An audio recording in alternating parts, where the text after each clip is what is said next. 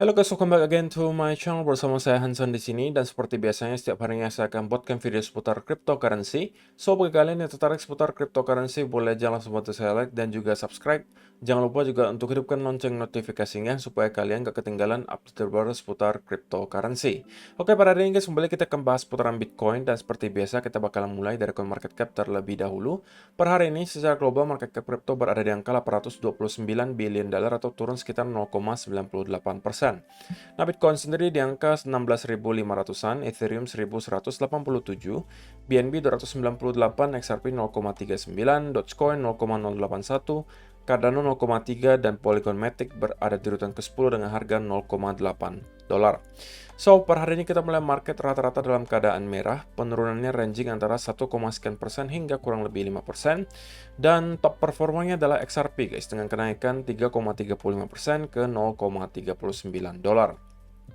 So, secara overall sebenarnya 24 jam terakhir kita tidak melihat market dalam keadaan yang volatil gitu ya, volumenya terlihat cukup kecil, karena kemungkinan masih banyak yang liburan guys, karena lagi Thanksgiving. Terlebih lagi kita udah berada di weekend sekarang, jadi mungkin orang liburannya nanti sampai hari Minggu lah, selesainya baru di Minggu, nanti baru Senin lagi mulai aktif masuk ke market. Jadi kemungkinan kita bakalan melihat weekend yang cukup membosankan selama beberapa hari ke depan, tetapi ya nggak masalah lah, yang penting kita lakukan update seputar apa yang sedang terjadi di market hari itu, gitu ya. Jadi sekarang kita masuk ke berita dan data hari ini. Nah, yang pertama disampaikan di sini, Russia intends to launch a national crypto exchange. Jadi ini sebuah berita besar juga, guys. Rusia sekarang sudah berencana untuk nge-launch exchange crypto nasional. Dan dijelaskan di sini, Russian lawmakers are working on amendments to launch a national crypto exchange. This effort is reportedly supported both by the Ministry of Finance and the Central Bank of Russia, which have a long history of disagreement over crypto regulation in the country. Jadi sebenarnya secara historis kita banyak melihat orang-orang sebenarnya skeptis terhadap kripto 4-5 tahun yang lalu. Tapi tidak jarang juga orang-orang yang 4-5 tahun lalu itu skeptis terhadap kripto, 1-2 tahun belakangan mulai berubah haluan. Nah, tidak terkecuali Central Bank Rusia yang secara historis juga sama tidak pro terhadap cryptocurrency. Tapi kali ini mereka justru bersama dengan Menteri Keuangan mereka sudah support bagi Rusia untuk membuat National Crypto Exchange. Nah, tujuannya apa gitu kan? Nah, ini ada statement yang menarik. It make no sense to deny the existence of cryptocurrency. Ini artinya nggak masuk akal sekarang kalau kita mengabaikan lagi keberadaan cryptocurrency. Karena sudah cukup besar, guys. Kita melihat market cap-nya sudah hampir 1 triliun dolar. Di all time high kemarin kita hampir menyentuh 3 triliun dolar. Untuk sebuah aset itu sudah termasuk cukup besar. Jadi, tidak masuk akal lagi kalau kita mengabaikan yang namanya cryptocurrency. The problem is they circulate in a large stream outside of state regulation. These are billions of tax rubles of lost tax revenues to the federal budget. Jadi pada intinya gitu ya, kenapa Central Bank Rusia dan juga para Menteri Keuangan Rusia sekarang sudah pro gitu ya bagi Rusia untuk launch National Crypto Exchange. Karena ada beberapa hal yang akan mereka bisa lakukan nanti. Ketika nanti udah banyak orang menggunakan platform mereka gitu ya, yang tentunya kalau misalnya mereka buat pastinya akan terregulasi. Otomatis positifnya adalah bagi para investor itu jatuhnya lebih aman untuk menaruh dananya di sini karena terregulasi. Otomatis ada beberapa hal yang tercapai di sini. Pertama, orang-orang yang dulunya masih merasa skeptis terhadap cryptocurrency karena alasan security, terlebih lagi mungkin ngelihat kasus FTX dan lain sebagainya, ya ketakutan untuk berinvestasi di kripto karena takut dananya hilang gitu. Nah, kalau misalnya mereka sudah mempunyai National Crypto Exchange yang terregulasi, ya otomatis kekhawatiran tersebut harusnya hilang gitu ya, karena dijamin aman, terregulasi gitu kan. Yang kedua, untuk orang-orang yang sudah terlanjur, orang-orang Rusia ya, yang sudah terlanjur memang berinvestasi di dunia kripto dan sekarang memakai exchange luar ya, karena kan di Rusia sendiri belum ada gitu ya yang terregulasi juga. Jadi kalau misalnya sudah ada gitu ya platform di Rusia yang terregulasi seperti yang akan mereka buat di sini National Crypto Exchange, orang-orang yang kemarin berada di exchange luar ya bisa aja berpikiran untuk mengeluarkan asetnya dari exchange luar dan dimasukkan ke sini. Karena kenapa? Karena terregulasi, lebih aman, gitu kan? Tetapi tentunya bayarannya untuk pemerintah apa? Berupa pajak. Sehingga sama-sama diuntungkan di sini, guys. Dan mereka menghitung kalau misalnya untuk perhitungan sekarang gitu ya, karena kan cukup banyak ya investor kripto di Rusia juga cukup banyak.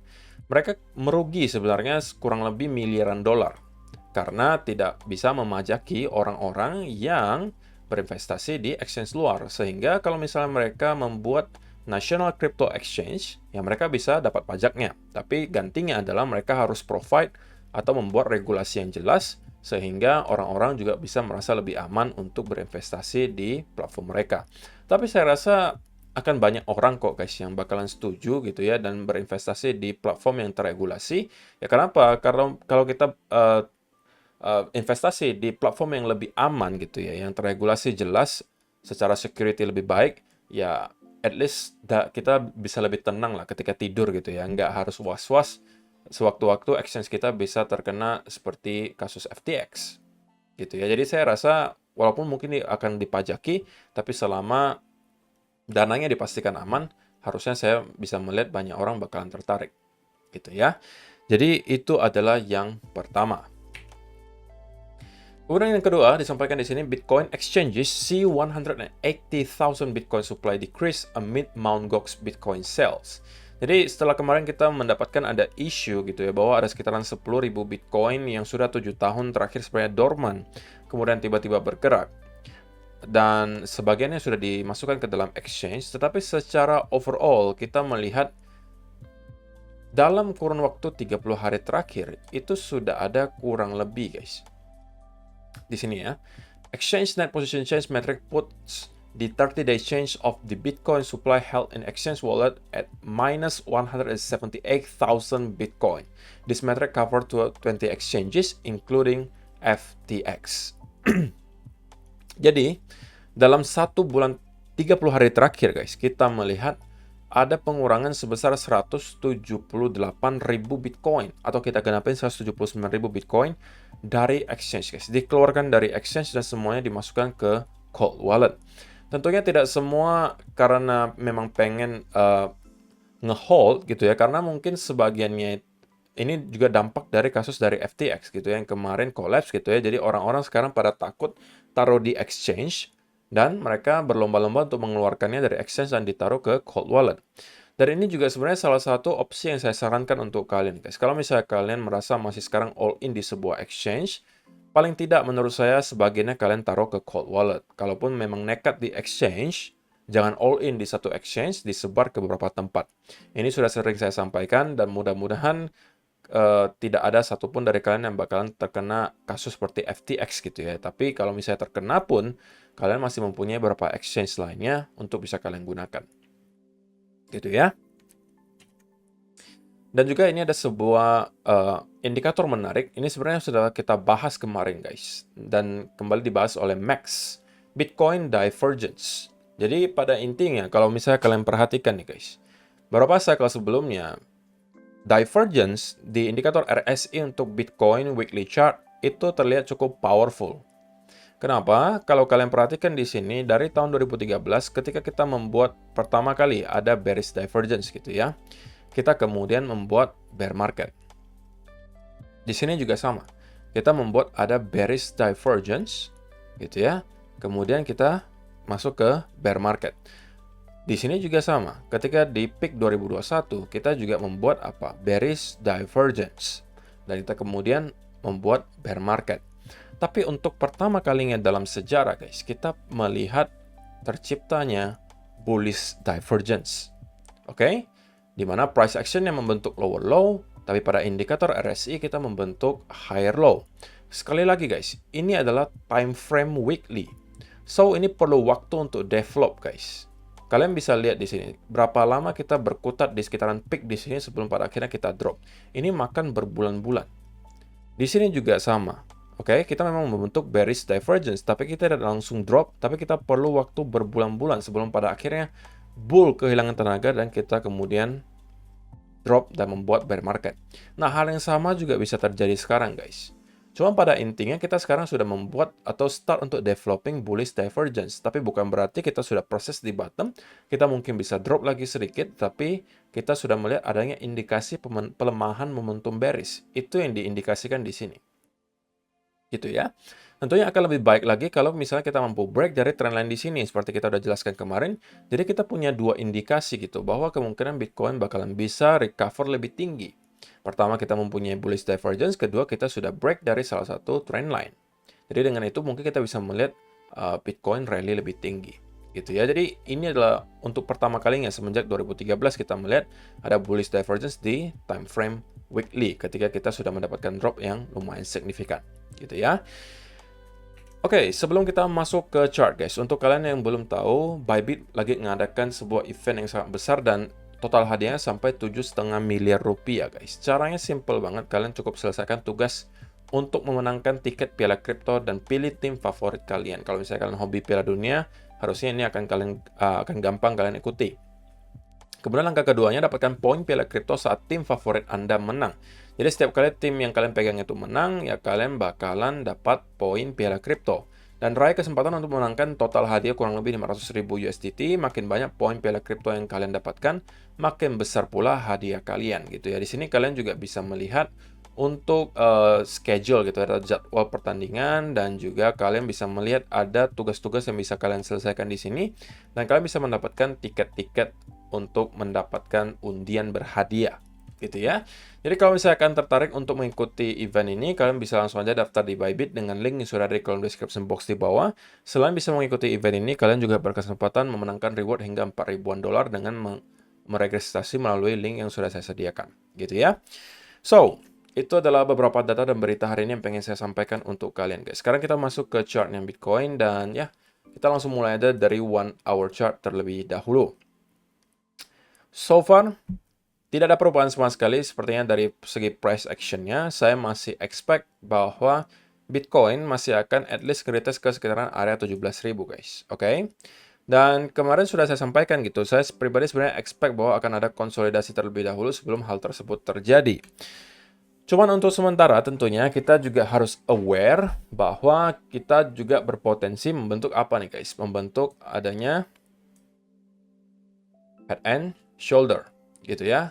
Kalau misalnya kita sampai mampu jebol di bawah area ini, tentunya ini bukan pertanda baik, karena berarti kita kemungkinan besar akan kembali ngeretest area trendline di sini, yang kalau kita jebol juga, maka kemungkinan besar menurut saya kita akan menuju ke lower low yang baru. Untuk sementara ini yang bisa saya lihat gitu guys secara price action.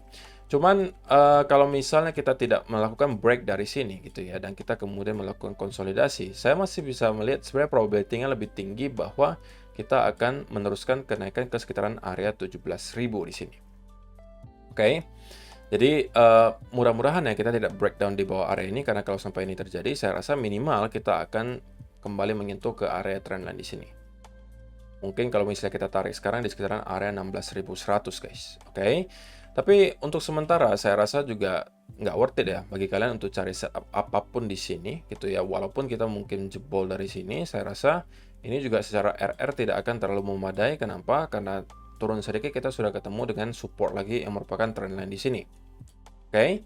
Kecuali kalau misalnya kalian dapat setup untuk long dari sini, ini mungkin lebih make sense gitu guys. Karena kenapa? Karena dari sini RR-nya ya mungkin akan lebih besar. Targetnya minimal ke sekitaran 17.000, dan kalian mungkin protect diri kalian di sekitaran area di sini. Ini mungkin bisa kurang lebih 3:1 untuk segi risk and reward-nya.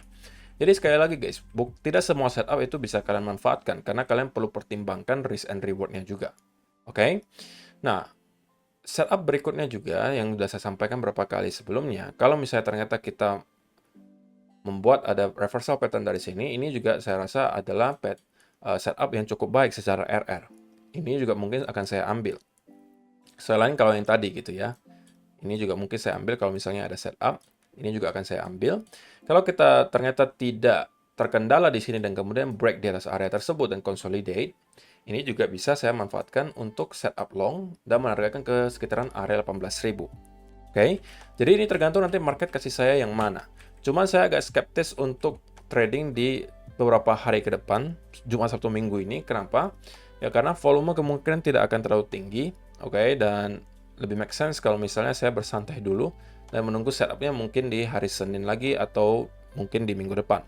Jadi itu yang bisa saya sampaikan untuk video hari ini guys. Semoga bermanfaat untuk kalian semua. Terima kasih yang sudah menonton sampai selesai. Semoga bermanfaat video hari ini. Dan kita akan bertemu lagi di video berikutnya. Bye-bye.